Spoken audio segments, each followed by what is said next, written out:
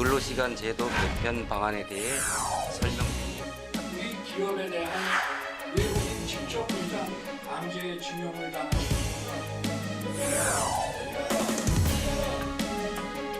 이게 우려 생물에 많이 들어가요. 2023년 여전히 장시간 노동국가라는 오명을 쓰고 있는 대한민국에서 노동시간을 줄이지는 못할 망정 정부가 앞장서서 가로사회로 내모는 것은 말이 안 된다고 생각합니다. 근로시간이 늘어난다고 자꾸 주장을 하시는데 공짜 노동, 편법 노동, 그리고 그 투잡, 쓰리잡 이런 것들이 생기면서 실노동시간은 안 줄어드는 문제를 해결하기 위해서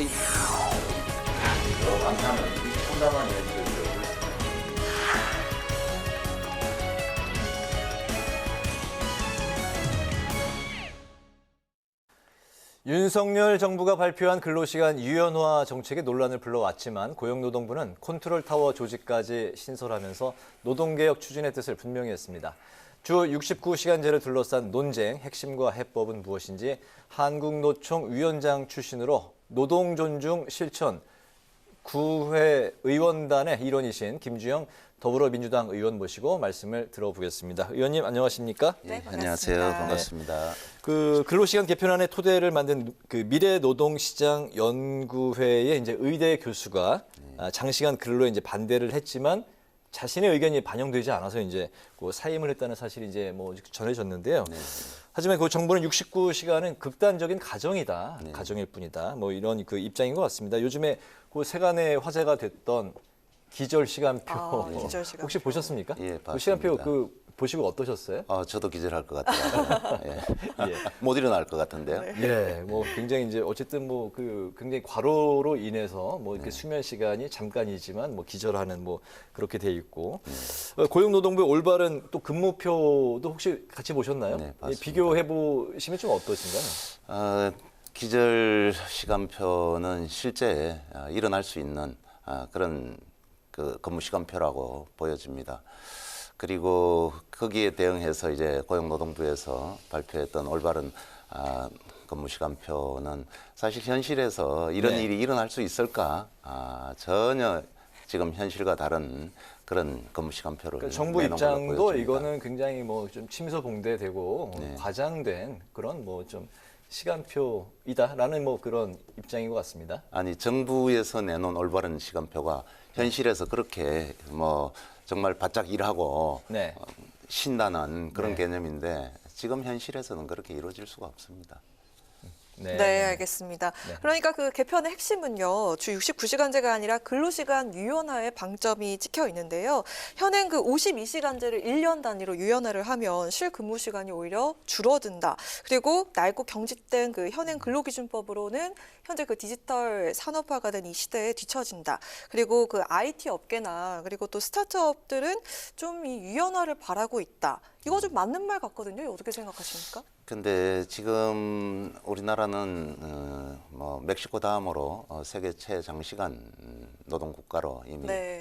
익히 알려져 있죠. 네. 그리고 지금도 이제 노동부에서 발표한 내용에도 OECD 국가 평균보다도 311시간을 네. 더 일하는 걸로 이렇게 되어 있습니다. 그럼에도 불구하고 지금 이제 뭐 근로 유연화에 방점을 찍었다 그랬는데 이미 탄력 근로제라든지 선택 근로제라든지 이런 유연화 제도들이 있습니다. 그럼에도 불구하고 뭐 최대 69시간까지 할 수 있는 이런 그 근로제도를 만든다는 것은 시대 상황하고 또 세계적인 추세하고 역행해서 간다고 볼 수 있습니다. 요즘 특히 이제 사람들이 삶의 질에 중시를 하고 있지 않습니까? 네. 뭐 저녁이 있는 삶이라든지 또 웰빙이라든지 이런 문화들이 사실은 지금 널리 확산되고 있는 상황에서 시대를 거꾸로 가는 그런 유연화 정책인 것 같습니다. 네. 네. 그리고 설령 문제가 있다면은 그런 것은 사전에 노사정이 모여서 어떤 업종이 그런 문제가 있는지를 실태 조사를 정확하게 해야 됩니다. 실제 그런 업종들이 있는지 또 있다면 어떻게 해결을 해야 될지 이런 방안들을 찾아봐야 되는데 지금 전혀 그런 거 없이 대통령이 후보 시절에 120시간 바짝 일하고 뭐 쉴 때 쉰다, 몰아서 네. 쉰다 했는데 그거를 고용노동부 장관이 받아서 지금 이런 제도를 3월 6일 날 발표를 했지 않습니까? 네. 그런데 이렇게 발표하고 나니까 또 대통령이 60시간 이상 일하는 것은 무리다 하니까 지금 이게 지금 계속 혼선이 빚어지고 있거든요. 알겠습니다. 그 정부는 이제 근로시간 유연화가 본질인데 이것보다는 69시간제가 너무 이제 좀 그 확대 해석되고 여기에 이제 이게 많이 부각이 됐다. 그래서 뭐 소통도 하고 홍보도 그 전보다 더 적극적으로 하고 있는 상황인데 여기서 이제 대통령이 그 MZ 세대를 이제 콕 집어서 MZ 세대 그 의견을 이제 청취해라 이렇게 이제 말씀을 하셨잖아요. 이 부분은 어떻게 보십니까? MZ 세대를 콕 집어서 말씀. 근데 MZ 세대를 콕 집어서 지금 대화를 하고 있나요? 사실 그렇지 않다고 봅니다. 뭐 MZ 노동조합이라고 고용노동부에서 만났다고 하는데 그분들은 사실은 그동안 노동조합이 없었던 사무직, 정규직 네. 노조들입니다. 그런데 거기 본인들도 우리는 MZ 세대를 대표하는 노조가 아니다. 우리 노조에는 다양한 연령층도 있다. 이런 표현들을 한 걸 봤습니다. 네. 심지어 이제 고용노동부 장관이 어느 식당에 갔을 때 양대노총에 속해 있는 청년 조직들이 만나자고 했는데 안 만나주고 그냥 갔다는 그런 네. 내용들도 봤기 때문에 이거는 MZ 세대를 콕 찍어서 할 수도 없는 거고 사실 일하는 사람 연령층이 다양하지 않습니까? 네. 그래서 이거는 다양한 사람들을 이 노사정이 같이 모여서 머리를 맞대고 고민해도 풀리지 않을 어려운 숙제인데 이렇게 일방적으로 하는 것은 무리가 있다고 봅니다. 네. 이렇게 여러 가지 이제 뭐 좀 주변에서 이야기들이 이제 나오자 이정식 그 노동부 장관이 6천여 명을 대상으로 설문조사 그리고 심층 인터뷰를 앞으로 이제 하겠다 이렇게 계획을 이제 밝혔습니다. 현재 그 전국을 돌면서 중장년층, 중소기업, 하청업체들하고 이제 간담회를 이제 진행을 하고 있는데 이렇게 이제 여론 수렴을 하면 이 근로시간 유연화, 뭐 69시간제, 그게 좀 이렇게 좀 많이 다듬어지지 않을까요? 어떻게 예상하십니까? 그런데 그거는 정부에서 일방적으로 추진하는 것은 매우 사실은 성공하기가 어렵다고 보여집니다. 이게 그 의견 수렴을 한다고는 하지만은 네. 의견 수렴이 정확하게 의견 수렴이 될 수 있는 것인지 저는 그런 대표성 있는 사람들 한테도 그런 기회를 줘야 된다고 생각을 하고 대표성 있는 그런 조직한테도 기회를 줘야 되는데 그런 의견 수렴이 지금 아니지 않습니까? 그렇기 때문에 이 의견 수렴 자체가 저는 그렇게 사후 약방문으로 지금 이런 문제가 불거지니까 네. 부랴부랴 나선 거 아닌가 생각되는데 기본적으로 세계적인 추세를 역행하고 있다. 그렇게 말할 수 있습니다. 제가 독일에 2017년 하반기에 갔었는데요. 네. 독일은 35시간 근로를 표준으로 하고 있고요. 이그메탈이라는 금속 노조에서는 28시간, 주당 28시간을 쟁취하기 위한 그런 싸움들을 하고 있었습니다. 네. 물론 거기에는 뭐 교육이라든지 병간호라든지 아이 돌봄이라든지 여러 사유가 있는데 2018년 기사를 찾아보니까 그게 합의가 됐더라고요. 네. 네. 그 이런 질문도 들어볼까 하는데요. 그 문제는 그 포괄 임금제란 이유로 공짜 야근을 하는 현실이지 않습니까? 네. 시간이 넘으면은 이제 일은 남아 있을 네, 때 이렇게 네. 공짜 야근을 한다 네, 이렇게 네. 얘기를 하더라고요. 근데 열심히 일했으니까 휴가를 간다 이렇게 말할 수 있겠냐라는 그런 문제가 존재하는데 정부 말대로 관리 감독을 좀 강화하고 또 기업 문화를 좀 바꾼다면 서로 윈윈하는 거 아니겠습니까? 어떻게 근데 보십니까? 관리 감독이 지금 그렇게 될 수가 없습니다. 지금 기업 수가 5인 이상 사업장이 약 630만 개 정도 된다고 해요. 네. 근로감독관이 지금 뭐 2020년 기준입니다만은 지금 3,100 몇십 명이 정원이에요. 그런데 부족한 근로감독관이 한 300명이 넘습니다. 네. 근로감독이 제대로 될 수도 없고요.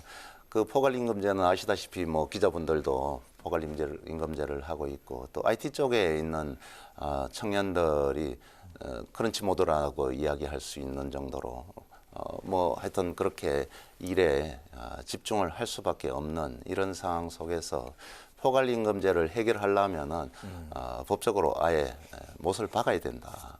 이렇게 말할 수가 있고요. 그리고 그렇게 쉰다는 게 생각처럼 직장 내에서 쉽지가 않지 않습니까? 네. 뭐 저 역시도 직장 생활을 오래 했지만은 네. 저도 제가 어디 휴가를 간다 그러면은 눈치를 봐야 되는데 또 보통에 일하는 사람들이 장기간 휴가를 갔다 오면은 일이 쌓여 있습니다. 네. 그 일은 또 밤샘 일을 하지 않으면은 해결할 수 없는 문제들이거든요. 그래서 그거는 지금 상황에서 그냥 듣기 좋은 이야기가 아닌가 생각합니다. 저도 이제 먼저 있던 직장에서 20년 동안 여름에 그냥 일주일 휴가 한 번 갔었는데, 네. 근데 점점 뭐 여름에도 가고 겨울에도 또 한 번 가고 이제 점점 좀 융통성 있게 네. 가는 그런 분위기인 것 같습니다. 그 전보다는 좀 많이 가는 분위기인 것 같은데 네. 아직 갈 길이 더 많이 남아 있다라고 말씀하신 것 같습니다. 네. 그 민주당이 이재명 대표의 대선 후보 공약이었던 주 4.5일제를 이제 내놨는데 현재 주 4일제를 시범 운영하고 있는 곳이 있습니다. 바로 그 세브란스 병원인데 네, 그렇습니다. 직원들의 만족도가 높다고 하는데 또 이제 우려의 목소리도 또 나오고 있는 상황인 것 같아요.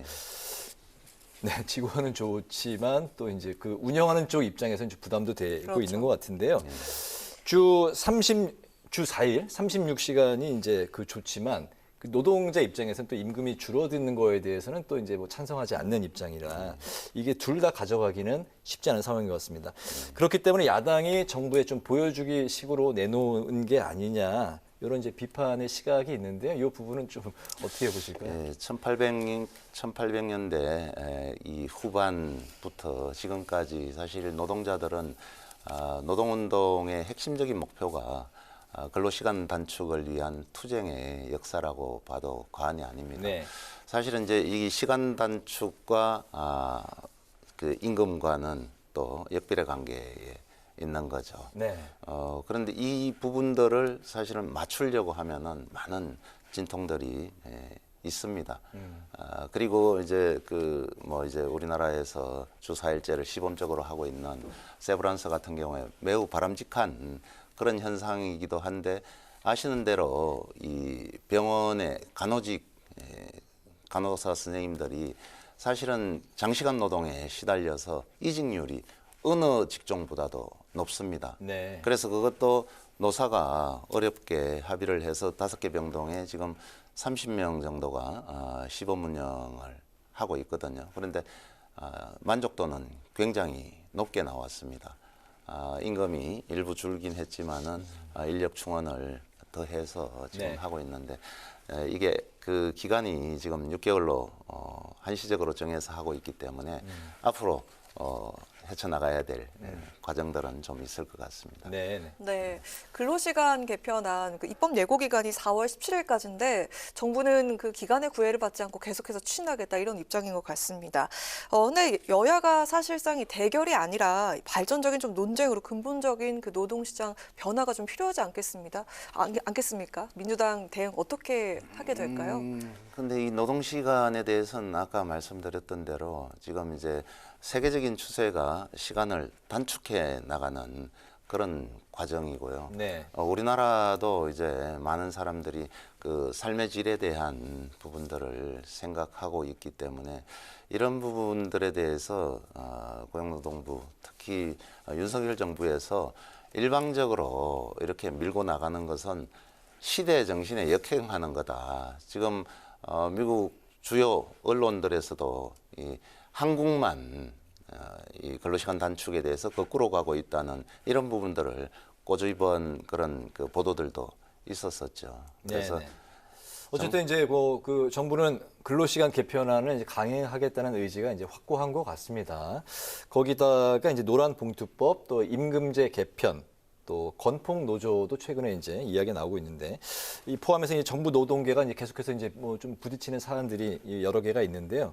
특히 이제 노조 회계 자료를 제출하라 뭐 이런 그 입장과 관련해서 양대 노총이 고용노동부 장관을 이제 공수처에 지금 고발한 혐의죠. 직권남용 혐의로. 그 한국노총 위원장 출신이신데요. 의원님께서 윤석열 정부의 노동개혁 방향 좀 어떻게 바라보고 계실까요? 저는 방향성이 사실은 뭔지 잘 모르겠습니다. 방향성이 없다.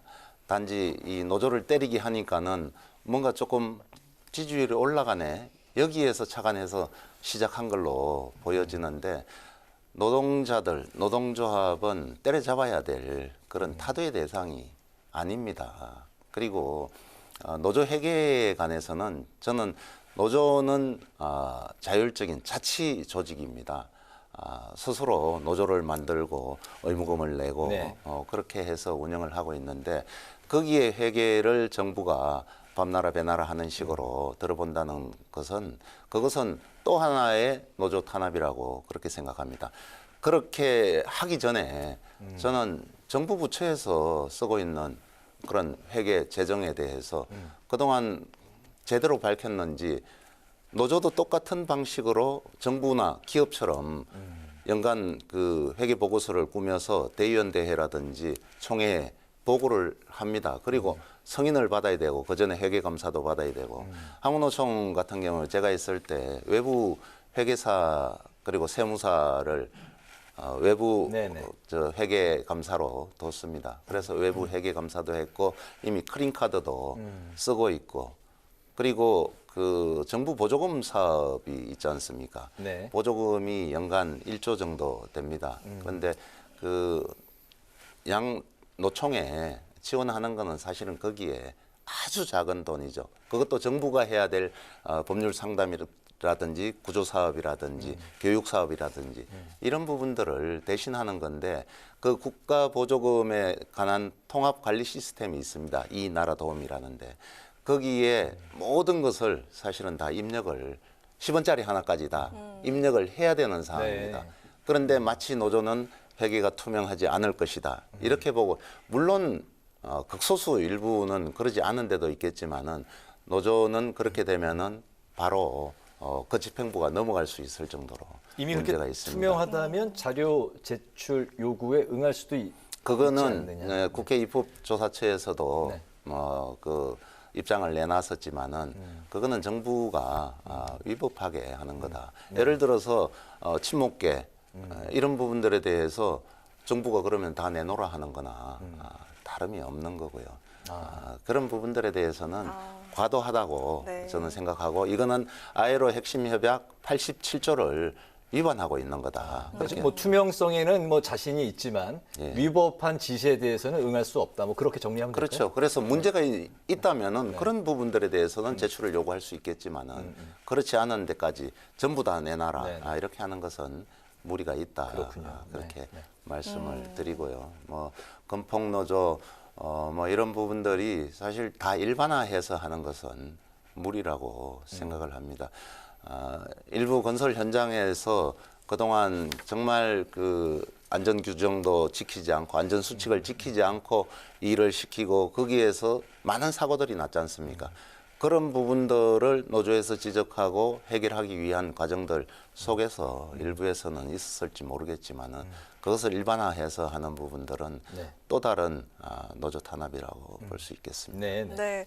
오늘 뭐 마지막 질문이 될 것 같은데요. 오늘 그 김주영 의원님 모신 오늘로부터 딱 1년 뒤가 총선 날입니다. 네. 22대 총선이 치러지는데 여야 모두 지금 그 청년층 표심을 잡기 위해서 분주한 것 같습니다. 근데 그 의원님께서는 그 대학생과 또 청년들 명예보좌관 지금 네. 이긴가요? 네, 네, 이렇게 이겼습니다. 또 열어두고 계시잖아요. 네. 보좌관들이 지금 뭐 어떤 대책에 대해서 요구를 하는지 좀 그런 얘기가 목소리도 좀 있습니까? 반영이 될 수 있을지 궁금하네요. 궁금한데요. 예, 뭐 청년 명예보좌관 제도는 네. 사실 이제 우리가 그냥 그 일방적으로 청년들한테 이런 정책을 내려꽂는 것이 아니라 네. 청년들의 그 수요자들 중심으로 의견을 수렴해서 그런 부분들을 뭐 때로는 입법화도 하고 또 청년들하고 소통하기도 하고 이러기 위해서 청년 명예보좌관 제도를 도입을 했거든요. 근데 실제 이제 1기, 2기 이렇게 수료를 했는데 네. 그 청년들의 의견을 듣고 그런 부분들을 입법 활동에 참조하고 그분 청년들도 국회에서 하는 일들이라든지 네, 네. 또 입법 과정이라든지 이런 과정들도 함께 공유하고 또 정치에 대해서도 좀 더 이해도를 높이기 위해서 도입한 제도입니다. 어떤 목소리가 있었고 또 어떤 걸 또 저희가 실생활에도 반영할 수 있을까요? 뭐 실제 이제 그 김포시에 조례를 개정해서 청년에 관련된 조례를 개정해서 청년의 날 때 이제 그 청년들한테 대한 시상도 할 수 있고 이런 지원할 수도 있는 이런 법안들에 대해서 청년들의 의견들을 받아서 입법을 했고요. 또 이제 최근에 입법한 것은 이제 치매. 네. 치매가 어리석을 짓자 어리석을 맺자거든요. 그런데 그것이 사실은 어리석은 게 아니라 네. 내 인지 저하가 돼서 그렇죠. 그런 거거든요. 그래서 이제 그 치매를 용어를 좀 바꿔야겠네요. 예, 내 인지 저하증으로 바꾸자 뭐 네. 이런 부분들도 있었고 또 시간 그 활용에 대해서도 많은 의견들을 준 게 있거든요. 네, 네. 이제 그런 부분들도 입법화하는데 저희들이 참고할 예정입니다. 젊고 참신한 아이디어가 이제 많이 나오고 있네요. 네, 네. 네, 바람직하다고 생각이 듭니다. 오늘 이제 파워 인터뷰 마칠 시간이 됐는데요. 오늘은 근로시간 개편안을 비롯해서 정부의 노동개혁 방향에 대해서 김주영 더불어민주당 의원에게 말씀을 들었습니다. 국민의 삶과 직결된 문제인 만큼 오늘의 현실과 또 내일의 발전을 고려해서 합리적인 논의가 이루어졌으면 하는 바람이 듭니다. 오늘 의원님 말씀 잘 들었습니다. 네, 고맙습니다. 잘 들었습니다. 네, 고맙습니다. 고맙습니다.